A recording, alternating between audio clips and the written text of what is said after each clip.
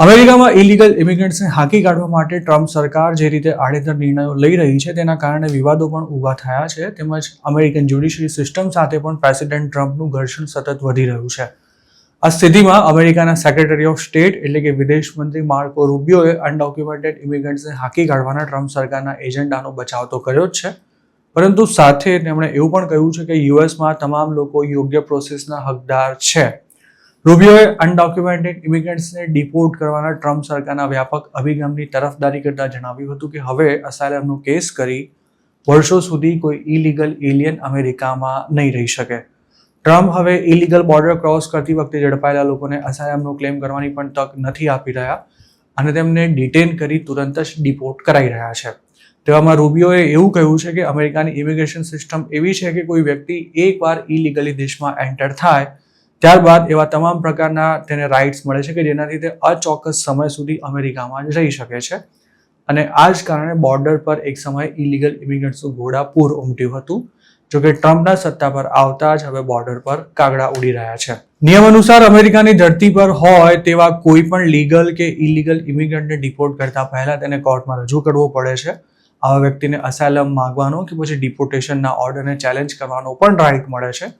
જોકે આ કાનૂની પ્રક્રિયા ઘણો સમય માંગી લેનારી તેમજ ખર્ચાળ છે અને તેમાં વર્ષોના સંઘર્ષ બાદ પણ સફળતા મળવાની કોઈ ગેરંટી નથી હોતી. ટ્રમ્પના આવ્યા બાદ એવા ઘણા લોકોને ડિપોર્ટ કરવામાં આવ્યા છે કે જેઓ વિના કોઈ સ્ટેટસે વર્ષોથી અમેરિકામાં રહેતા હતા, પરંતુ હવે તેમને ફેમિલીને છોડી અમેરિકાની બહાર નીકળવાની ફરજ પાડવામાં આવી રહી છે.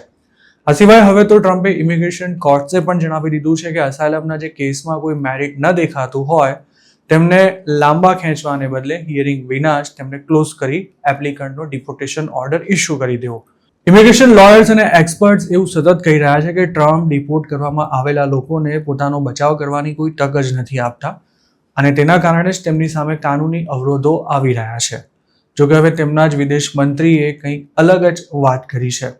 યુએસમાં છેલ્લા 2 મહિનામાં 1000થી પણ વધુ ઇન્ટરનેશનલ સ્ટુડન્ટ્સને પણ આ જ રીતે કોઈ ખુલાસો પૂછ્યા વિના જ બારોબાર રિમૂવલ નોટિસ પકડાવી દેવામાં આવી હતી અને જ્યારે આ મામલો કોર્ટમાં પહોંચ્યો ત્યારે અનેક સ્ટુડન્ટ્સને અમેરિકામાં રહેવાની મંજૂરી અપાઈ હતી. હાલમાં જ ટ્રમ્પ સરકારે 3 અમેરિકન સિટીઝન બાળકો અને તેમની માતાને ડિપોર્ટ કરવાનો પ્રયાસ કર્યો હોવાના રિપોર્ટ્સ પણ આવ્યા હતા, જેના પર રૂબિયોએ મીડિયાને એવું જણાવ્યું હતું કે બાળકોની માતા ઇલીગલી અમેરિકા આવી હતી અને તેના કારણે જ તેને ડિપોર્ટ કરવામાં આવી છે તથા બાળકો તેમની માતા સાથે ગયા છે. જો તે બાળકો અમેરિકન સિટીઝન હોય અને જો તેમના પિતા અહીંયા રહેતા હોય અથવા તો કોઈ તેમને કસ્ટડીમાં લેવા તૈયાર હોય તો તે પાછા આવી શકે છે. તેમણે મીડિયા રિપોર્ટ્સને પણ ગેરમાર્ગે દોરનારા ગણાવ્યા હતા અને કહ્યું હતું કે મીડિયા તો એવું પણ કહી રહ્યું છે કે જાણે આઈસના એજન્ટો ઘરમાં ઘૂસી ગયા હતા અને 2 વર્ષના બાળકને ઉંચકીને પ્લેનમાં ફેંકી દેવામાં આવ્યું હતું. આ ઘટનામાં એક જ વાત છે કે બાળકોની માતા અમેરિકામાં ઇલીગલી રહેતી હતી અને તેને ડિપોર્ટ કરી દેવાઈ છે, તેમજ બાળકોને પણ માતાની સાથે જ મોકલવામાં આવ્યા છે. જોકે વોશિંગ્ટન પોસ્ટના રિપોર્ટ પ્રમાણે એટર્નીઝનું એવું કહેવું છે કે ડિપોર્ટ કરવામાં આવેલી માતાને જ્યારે તે કસ્ટડીમાં હતી ત્યારે તેના વકીલો કે પછી ફેમિલી મેમ્બર્સ સાથે કોન્ટેક્ટ કરવા દેવાની મંજૂરી નહોતી અપાઈ. ટ્રમ્પે જો થોડા સમય અગાઉ જ એલિયન એનિમીઝ એક્ટનો ઉપયોગ કરીને વેનેઝુએલાના 238 લોકોને એલ સાલ્વાડોરની જેલમાં મોકલી દીધા હતા. આ મામલો સુપ્રીમ કોર્ટમાં પહોંચ્યા બાદ અમેરિકન પ્રેસિડેન્ટને આ કાયદાનો ઉપયોગ કરવાની એ શરતે મંજૂરી આપવામાં આવી હતી કે જે ઇમિગ્રન્ટને ડિપોર્ટ કરવાનો છે તેને પોતાની સામે થઈ રહેલી કાર્યવાહીને કોર્ટમાં ચેલેન્જ કરવાનો હક મળવો જોઈએ.